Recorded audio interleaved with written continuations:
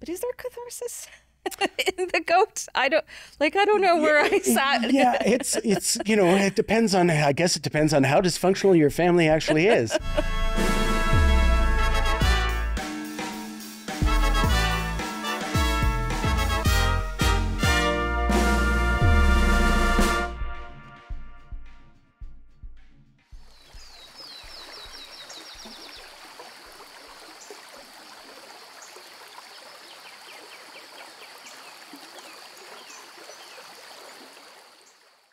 Hi, I'm Esther Jun. I'm the Artistic Associate in Planning and the Director of the Langham Directors Workshop here at the Stratford Festival. And I'm with Dean Gabourie, who's the Director of The Goat, or Who is Sylvia? This feels like a full circle moment because Dean, of course, also was an Artistic Associate here at the festival. And you were also the person who started the Langham program. So welcome. Thank you very much. Yes. Before we dive deep into The Goat, Dean, could you just give us a really quick synopsis of this fantastic play? Sure. Balls in the air there. Let me tell you. So The Goat, or Who is Sylvia, notes towards the definition of a tragedy, is a play about the Gray family. Martin Gray, who's an extremely talented and award-winning architect. And he lives through what he considers to be a miraculous event, and falls in love.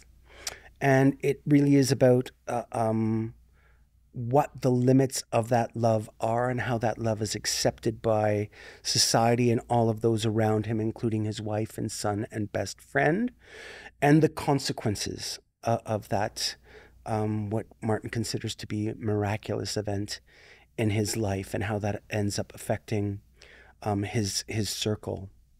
And in a very, very dramatic fashion, in kind of, goes by the ancient Greek auspices of ancient Greek tragedy, and follows that structure about the fall of a great man. You know what? We're just going to jump right in because this is such a seminal and complex work. And I think it's just Albee at his absolute finest. So there's so much that we can talk about. Mm-hmm. You wrote in your director's notes how Albee added a program note at the Broadway premiere in 2002 to announce a second subtitle, Notes Towards a Definition of Tragedy. How fantastic is that? Can you tell us first how Albee references Greek tragedy through his structuring of the play, and also the significance and the connection to Greek tragedy? Okay. Well, thank you very much for introducing me. It's very, very nice to sit down and chat with you. I adore your work on Cymbeline, as I've already said to you. Thank you so much. So it's a mutual admiration society here. So with what Albee took as his structure for the play goes right back to the beginning. So it's Aristotle's three unities, which is that something happens in one space, it happens over a 24-hour period, and it has to do with the fall of some great individual, Oedipus and so on. And so with that structure, I really think that he was able to examine the idea of catharsis in the theater and what that is, which goes right back to the Greeks. And so the play being called The Goat, of course, the idea of goat song is tragedy and goes right back to the origins as well. But it was really also my in to the play, right, because I had done the Greeks when I was at theater school, and I recognized immediately that was one of the major elements that he had embraced in this play. And as soon as I saw that notes towards the definition of a tragedy, I just began to kind of undo all of the elements in the play, all of the suggestions of that and where those things fall. So go right back to Medea, go right back to Oedipus, go right back to the Bacchae, and look at those plays and how they were structured, and then look at the imagery of the goat as Albee wrote it and how those things were weaved into it. And certainly, obviously, Martin, they go out of their way to say that Martin is at the height of his career, and the pinnacle of his success. And really that becomes, this kind of Icarus type tale of flying too close to the sun. And then, the gods, how do you make God laugh? Tell him your plans, type of thing. And so I really think it released Albee because he had a really clear structure, and also really clear reference points that he could use as touchstones within that Greek drama. So, there's lines like, I'm naked on the altar, stab me, and which is direct reference to Iphigenia and Agamemnon and the Battle of Troy. And there's something very, very Clytemnestra Agamemnon about the relationship between Martin and Stevie. And so for me, it was a really, really clear through line through the play. And I think for Albee, it just became a really great structuring device where there was no, in Greek tragedy, the climax happens at the end of the play, right? It's not over until Medea kills her kids. It's not over until Oedipus plucks his eyes out. And so for me as a director, it's also about how to keep that. You've got to keep that energy going. You can have, moments of plateau, but really it's got to fly right till the end of the play, So really it became for me kind of a guidepost as to how to approach it, and how to approach the energy of it within that language. Yeah, and so the character of Ross, who's the best friend, he's like the chorus character. Absolutely, yeah. And I sort of read somewhere too that I think Albee sort of loves all his characters, but is Ross sort of, I guess, the closest to getting some kind of condemnation from Albee? Do you think at all? Like, I think that definitely, right. So the influences for this were that gay marriage had just been struck down again by the Supreme Court in America. And so it was illegal, and he was 74, and he'd lived, a long time with a long-term partner who'd passed away recently. 9/11 had recently happened. And he wanted to examine what are the limits of the patriarchy. What can straight men get away with in our society that others can't, and push the limits of that. And also where are our morals and ethics? Ross quite obviously, has mentioned that he's had affairs behind his wife's back. He's on his second marriage.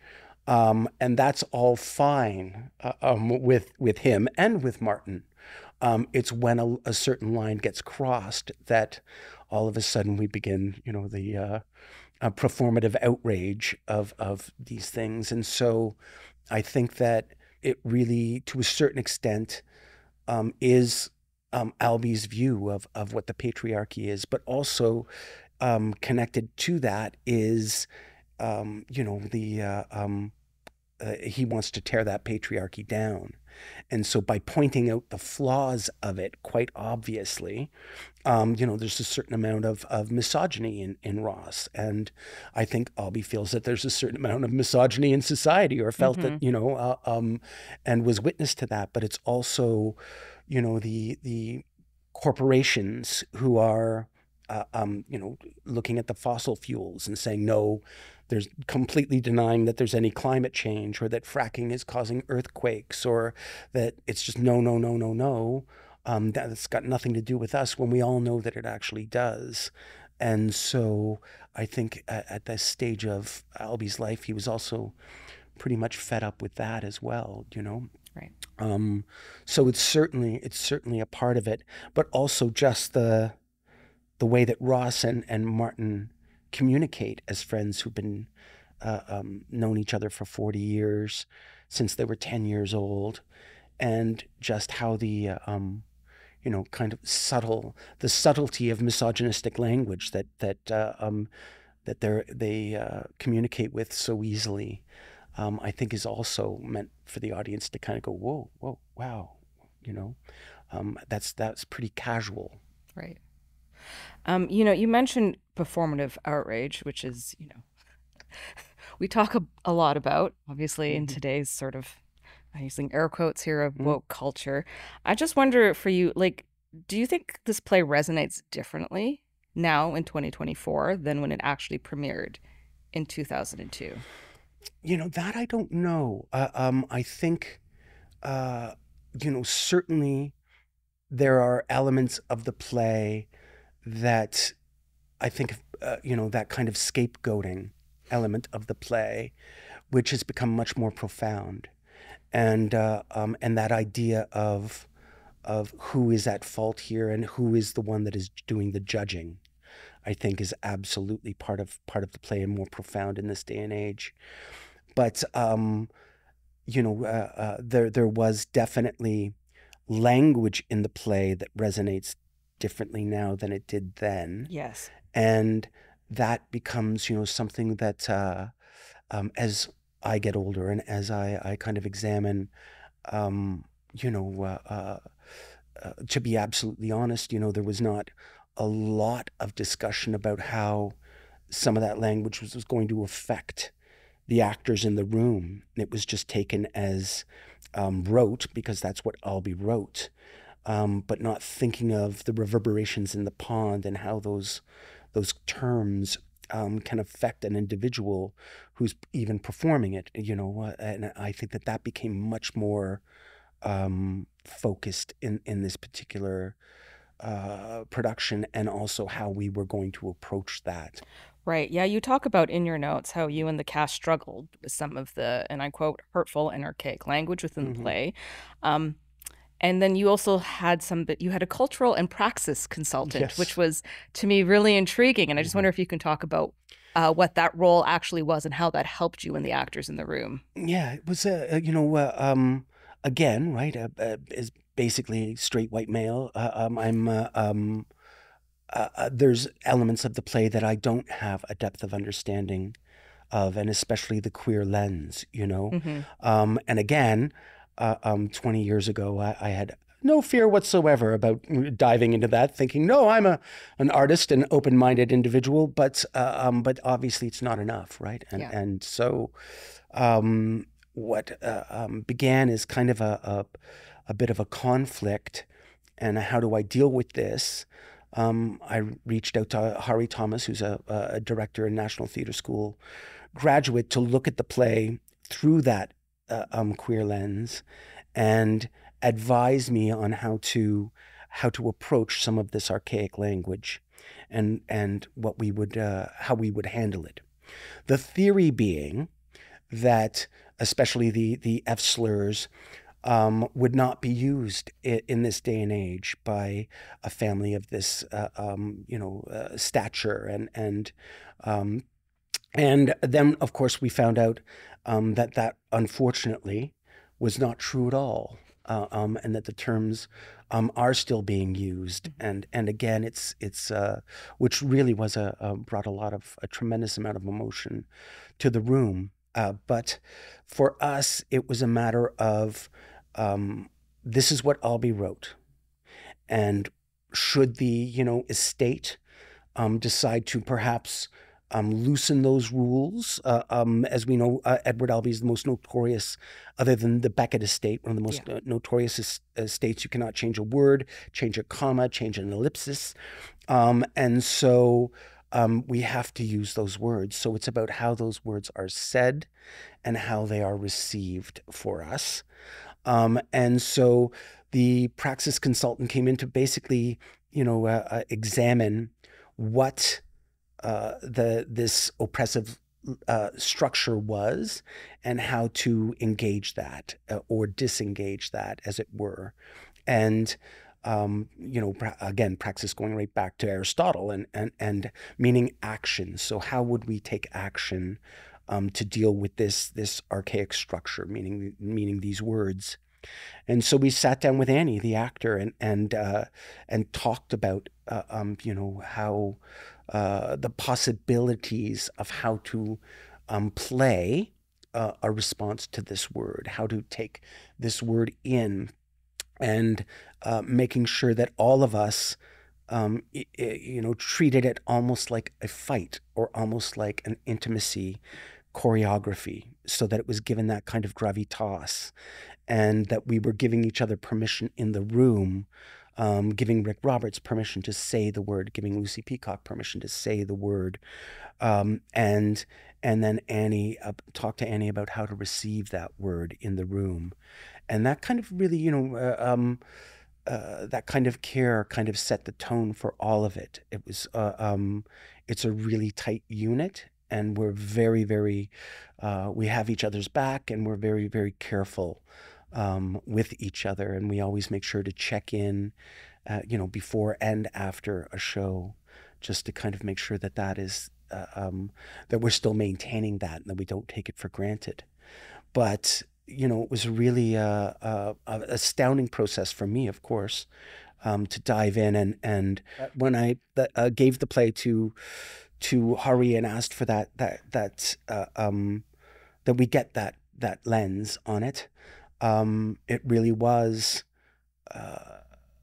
evolutionary for me, but also to see how the queer lens has evolved since Albee first wrote this play, and where that is now, which was something that was completely out of my experience, and getting that viewpoint, and that open-mindedness, really had a huge effect on the room and all of the people in it.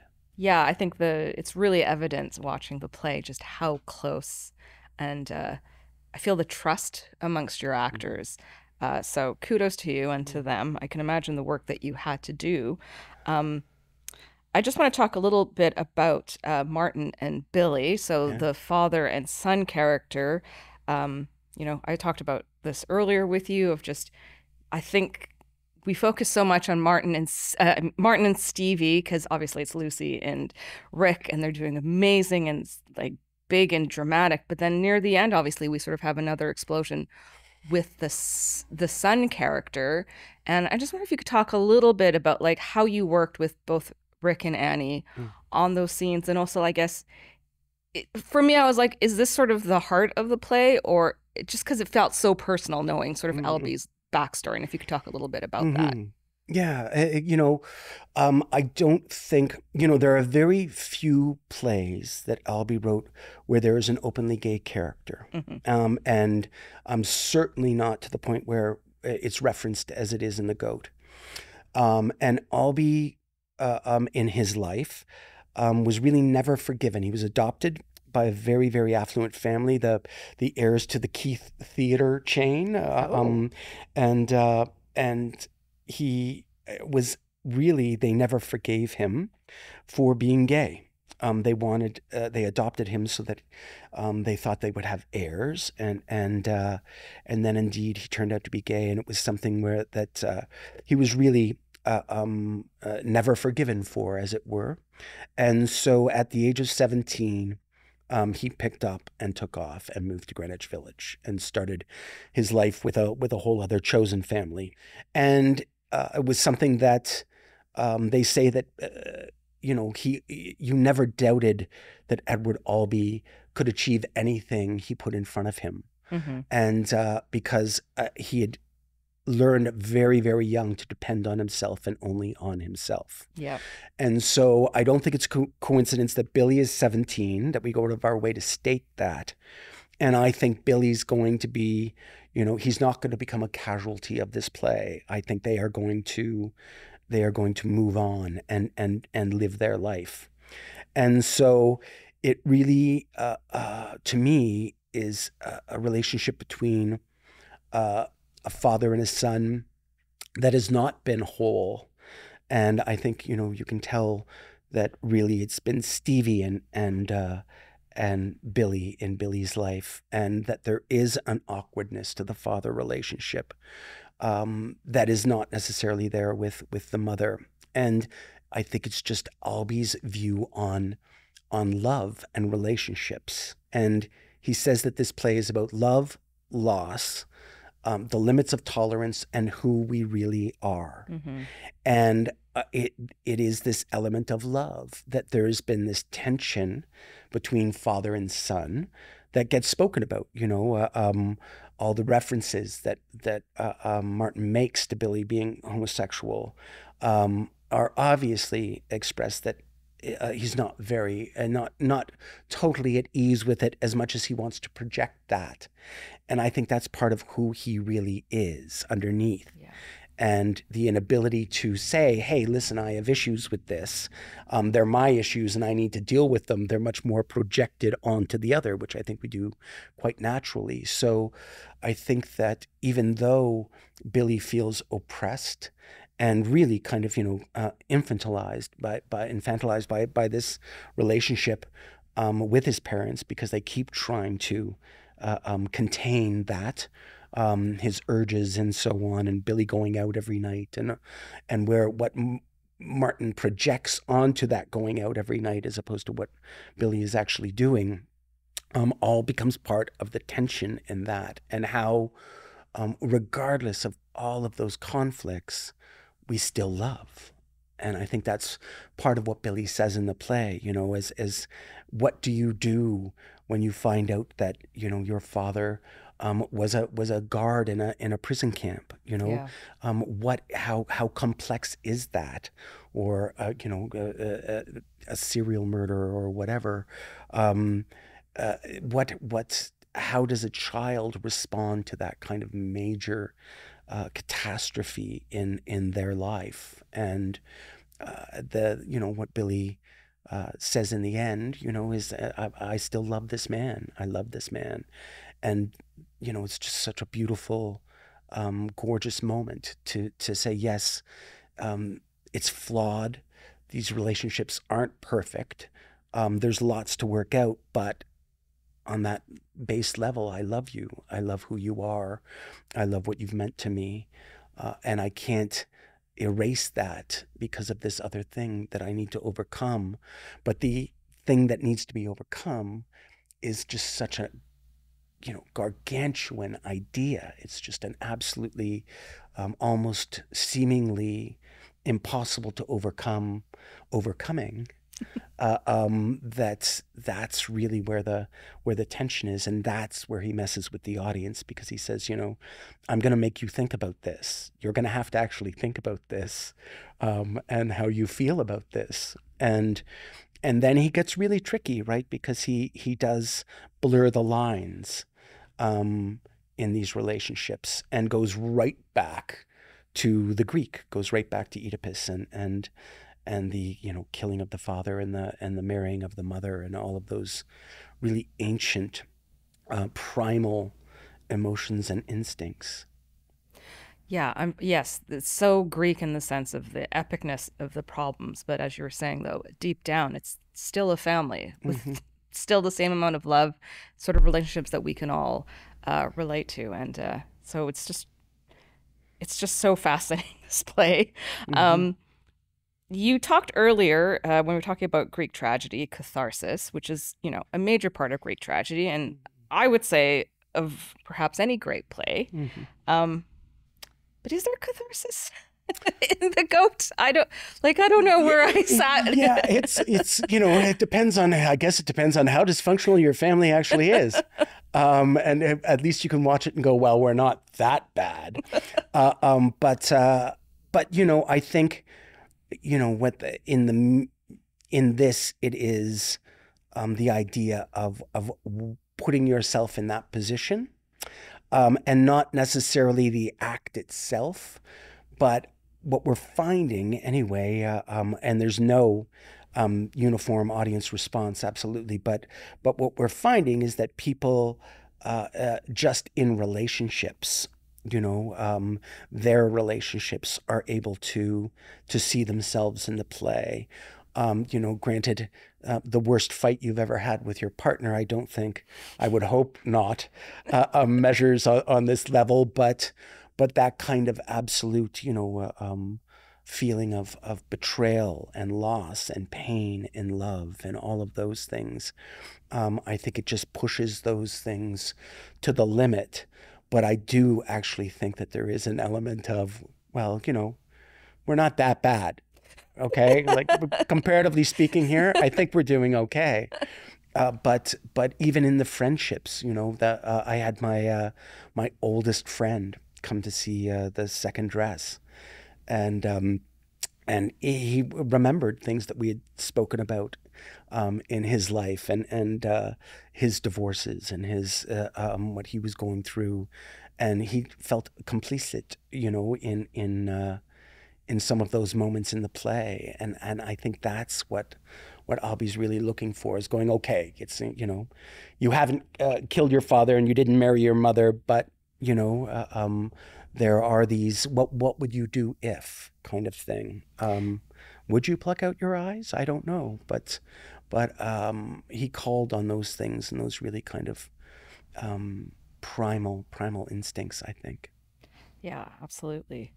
You were just talking about the audience reaction, and you are currently in previews. And I heard from Rick that the audience reaction has been wildly different from every show. Yeah. And so I'm just wondering how that has informed the process for you and the actors, and if you've had to do any sort of tweaking because of it. You know what? It's the interesting thing. Annie, who's come in to play Billy, is extremely open individual, and asks for advice on how to deal with different things, and one of those things has been the audience reaction, laughter, for instance, right? And we all know the idea of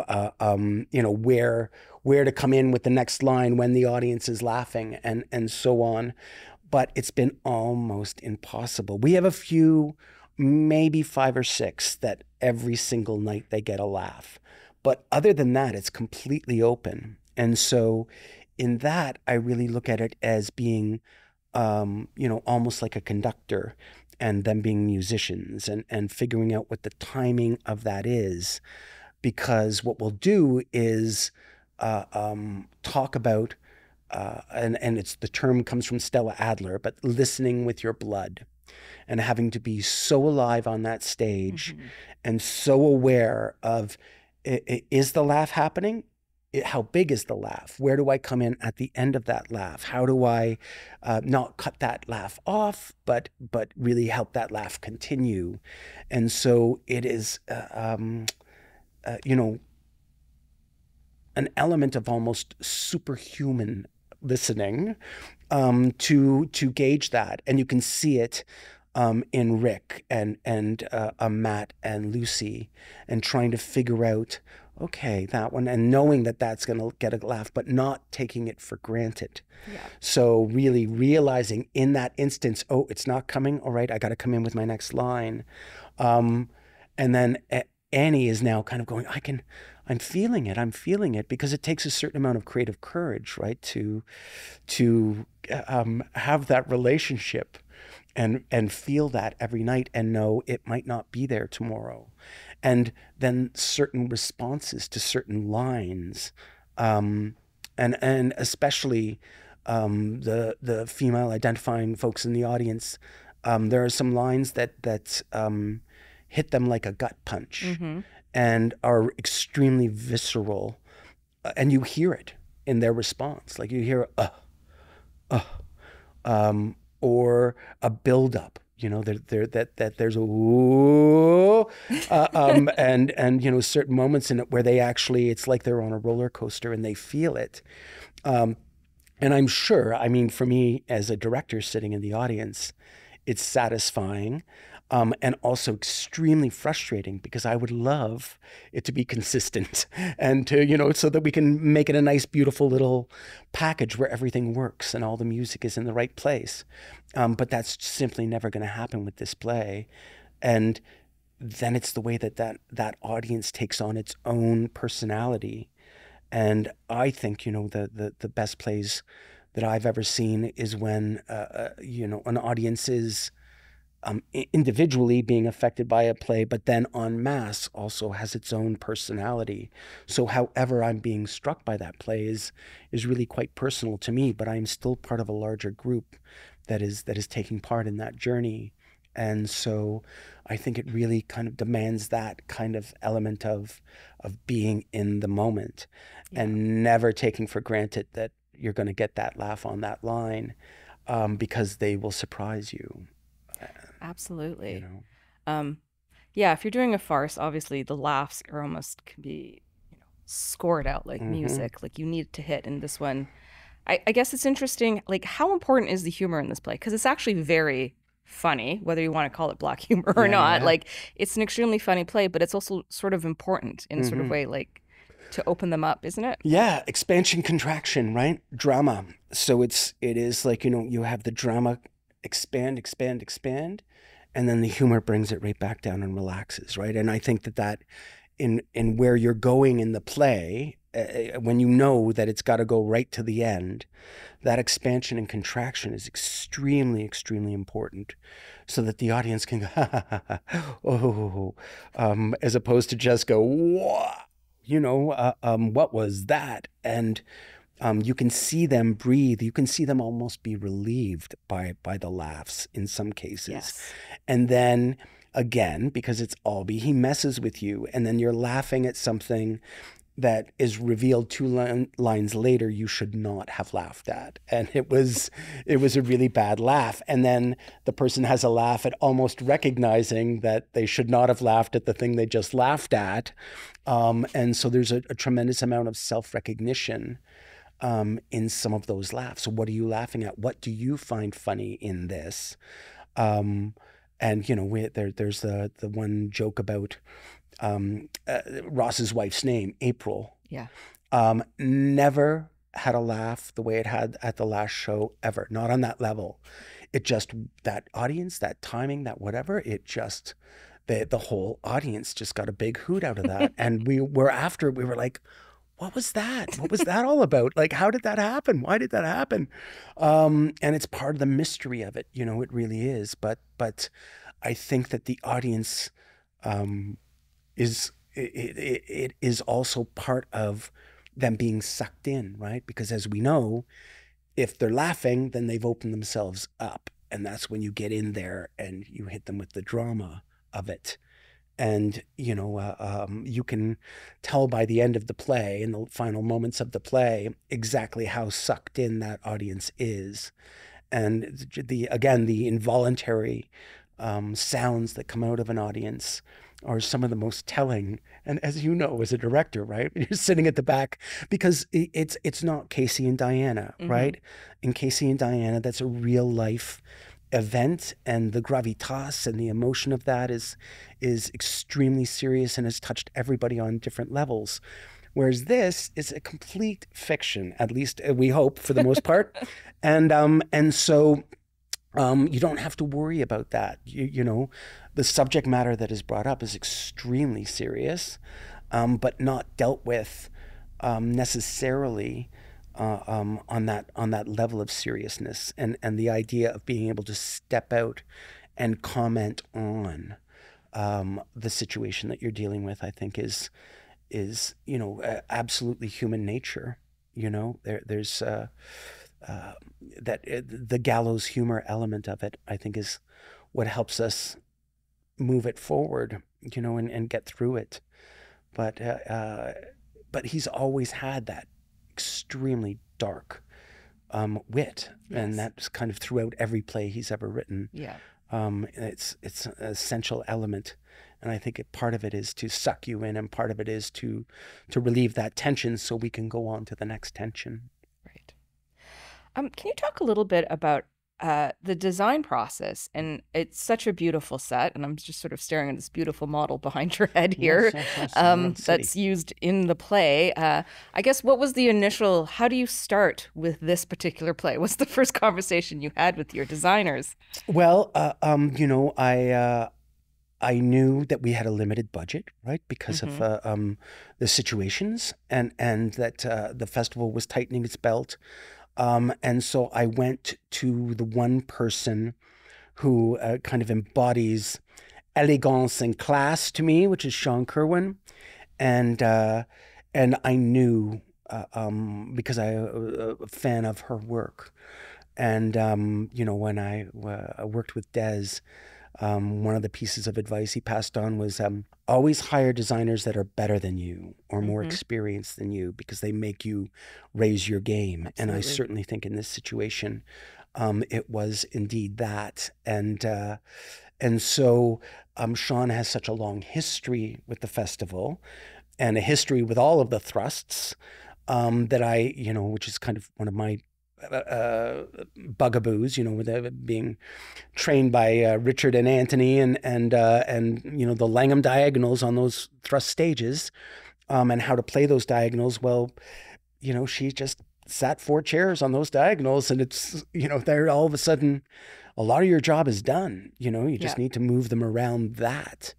And that was just a blessing, and the idea not to use the VOMs necessarily and all of that kind of thing really came out of Shawn's experience here and her being a Desmond Healy, disciple, as it were. And so that piece of it, we knew that, relatively speaking, if this is a $200 billion World City Commission, then, these people are extremely affluent. Yeah. And so how to project that with not a lot of money and not a lot of change over time, all the things that you have to embrace when you're doing a show and rep. And it's important to really set up their affluence. Absolutely. These are very comfortable people living a comfortable life. I think that's an important sort of setup. Everything is perfect, right? Yeah. And that's what, everything is normal. Everything is there. We need that distance to fall. Yeah. Right? It's got to be that distance in order to kind of fall. And there can't be an excuse. Oh, he's doing this because of this, or it's got to be, what Martin basically has happened to him is a miracle, right? And again, it goes back to Agamemnon and Clytemnestra, and Agamemnon going, no, because I brought Cassandra home because the gods made me. It's got nothing to do with me, right? Which is pretty patriarchal male, not my fault, the gods made me do it. And so I think in order to have that fall, you need to set that kind of thing up. And so then going back to the Greek references, it really became about Greek ruins and the moon. And in a lot of the imagery that I was bringing to Shawn, were, the Acropolis and Epidaurus and all of those pieces of it with a great big full moon, because the moon is also mentioned in the play. And so it just became that kind of osmosis. And then there's the entire other element of the play, and that really, really became a why are we doing what we're doing, as far as those things go. And what does each one of those elements of the play mean in succession as we layer in that fight element of the play, and some of which are specifically mentioned, and some of which we've adapted. The model element of it being was originally a bookcase, but I think they're the same type of things, right? As far as how to symbolize the fall of civilization. Can you talk a little bit about the music? Because I found the song choices really lovely. Were those in the script, or was that something you worked with Adam, your designer, with? A little from column A, a little from column B. When I first did this play out at Neptune, I didn't have a sound designer. And it's one of those things, and I know you as a director have it, that my wife and I at the time rented a movie about Cole Porter. And birds do it, bees do it. And that's where it started. And so I became the sound designer for that show, and we found 3 different versions of birds do it, bees do it. And so in this, I love Noel Coward, and there's an homage to Noel Coward in the play. And so on a whim, I thought, well, my wife and I listen to albums. we put on an album and we listen to it while we're doing whatever we're doing in the house. And so I thought, well, what if they're listening to Noel Coward live in Las Vegas? And his version of that particular Cole Porter tune has all of these theatrical and literary references within it, and entertainment industry references within it, which our audience actually understands. And so there's even laughs within that. And so to begin with, Adam was like, so you want something kind of like Noel Coward, kind of that feel that and I said, no, we want Noel Coward live in Las Vegas. And then he really embraced it. Yeah. And the coolest part of it really is how Adam took that and ran with it. And so it was the idea of how do we morph that now? And then add in that element of the Greek. So there are shells on stage, conch shells. That's part of that final moment that he's actually playing those conch shells. The percussion in the show is actually that middle table. He's playing the middle table. All of that drumming you hear is all recorded from that middle table. And so it was kind of that really, really, really organic feel that we kind of had from the first sit down, and that we had not worked together before. That was a Michael Walton inspiration. And it really was the same with Kaylee, who I had worked with before, but not as lighting designer, and how we just kind of began to develop our own vocabulary. And then when they just added and added and added. You know, Jason Miller has that Disney thing where you go to a meeting at Disney and they say, okay, how can we add to that idea? And I've always kind of embraced that imagery, you know, and I think that the designers on this really felt that it was an absolute collaboration on that level, that there was really a really kind of copacetic feeling in it, and going towards a vision that was really kind of cohesive, I find. Absolutely. There's a great alchemy, as I called for Cymbeline, I think happening on your stage as well with all your designers. Thank you so much, Dean, for your time.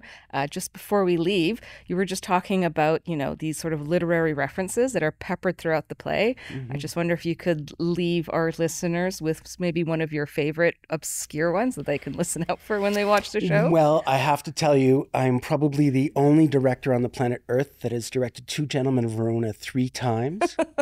One of which was on the studio stage. It was the first Shakespeare to be done in the studio. And the second title of the play, Who is Sylvia, is a reference to a song in Two Gentlemen of Verona that Shakespeare's actually written the lyrics for. And Stevie quotes these lyrics with a bit of a change, but it is one of the few. This audience, our Stratford audience, our loyal Stratford audience, is one of the very few audiences that gets that reference every single show, and we get a laugh with that. And so the quoting of "Who is Sylvia," where fair is she that all our gods commend ye, is kind of got a special place in my heart, because I've had to come up with how to do that song on stage on 3 separate occasions, one of which happens to be in the space that we're in right now. So that's kind of my favorite. Amazing. Thank you so much, Dean. Thank you very much, Esther. In this story, Gonna Try Not to Cry is when a child... This is a highly emotional podcast. That's it.